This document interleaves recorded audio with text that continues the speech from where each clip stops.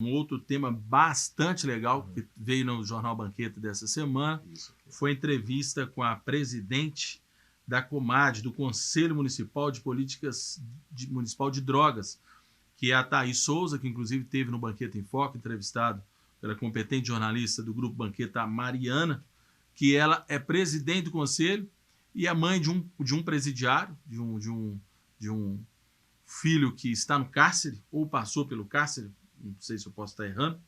Direção, passou pelo cárcere ou está no cárcere? Está no cárcere.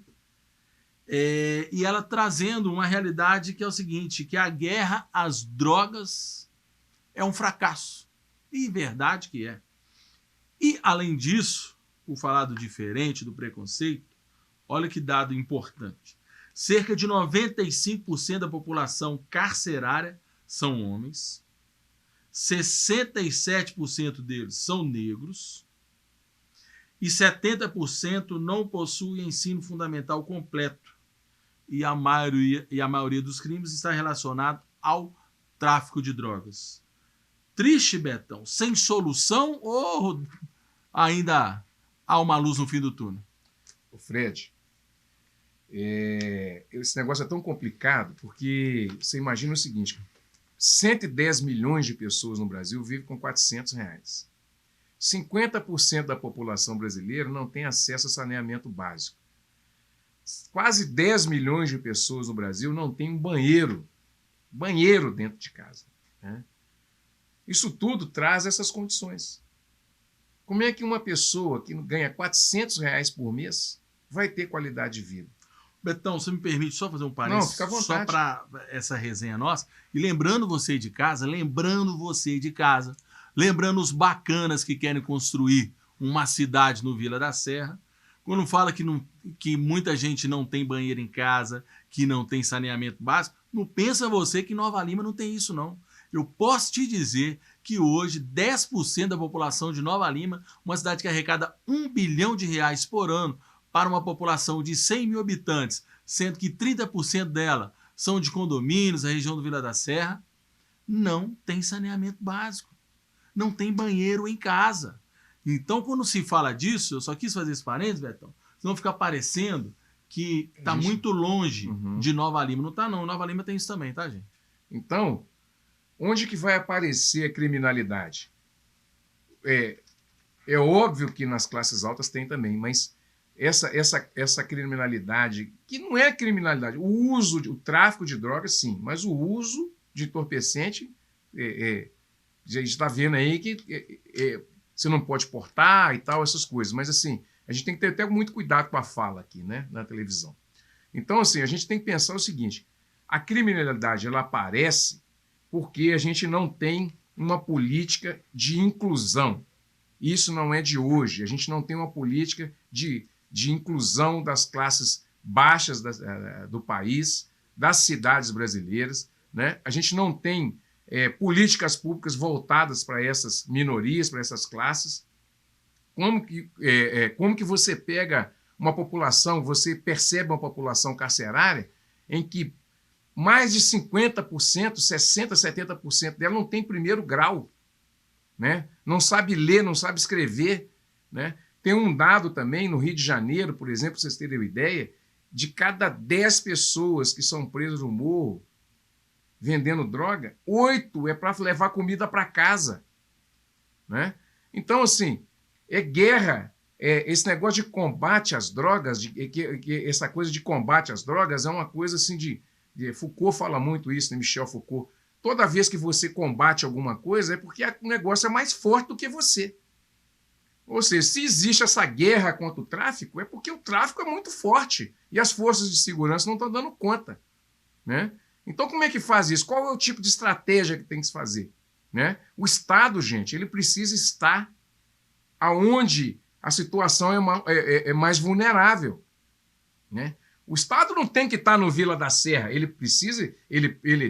tem que ter um braço no Vila da Serra, mas ele tem que atuar nos lugares, nos rincões onde as pessoas não têm escola, não têm saneamento básico, não tem hospital, não tem um posto de saúde, né? Não tem uma praça. O espaço de brincar é muito importante, né? Você não pode formar uma criança para ser um burro de carga, não. Você tem que formar uma criança para ser uma cidadã.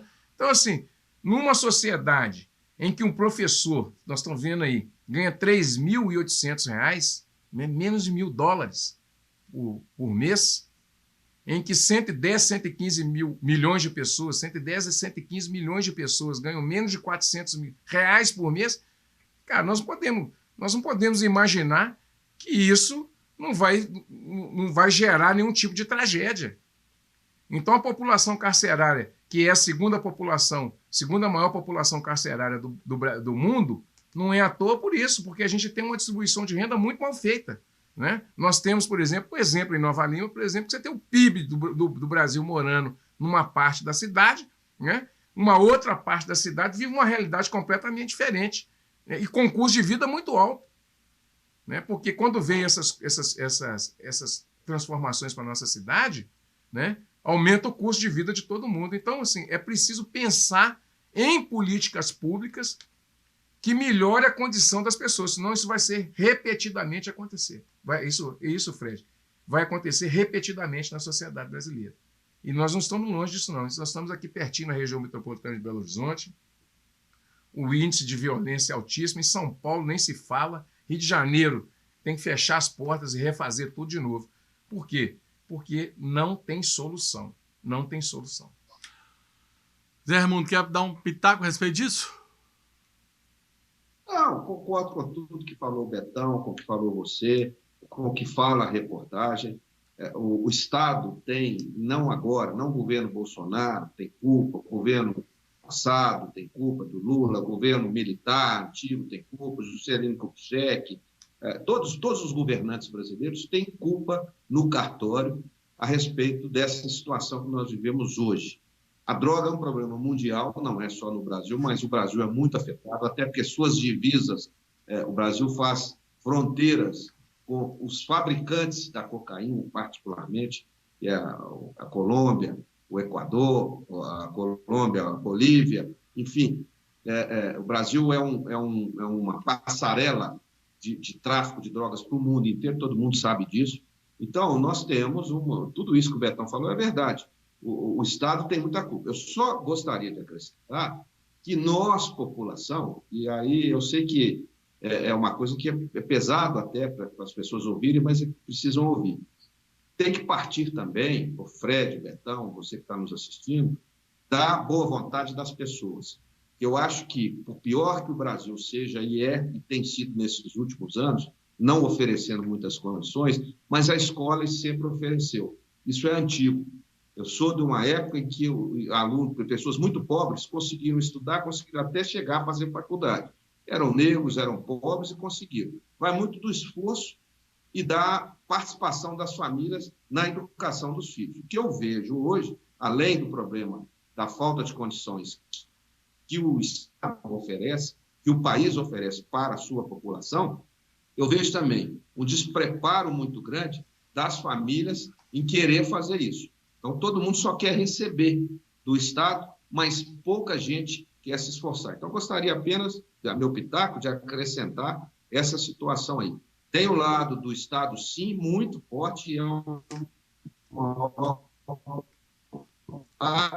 mas tem o nosso lado, principalmente a população que é mais necessitada, também tem que se engajar mais para poder mudar de vida, para poder melhorar, dentro das possibilidades, porque a escola está aí para todo mundo. O mais pobre dos pobres, ele tem uma escola, ele tem uma condição de estudar. É raro você saber que uma determinada cidade não oferece a condição do aluno estudar. Então, vai muito da boa vontade também das famílias. Gostaria de acrescentar isso, Fred.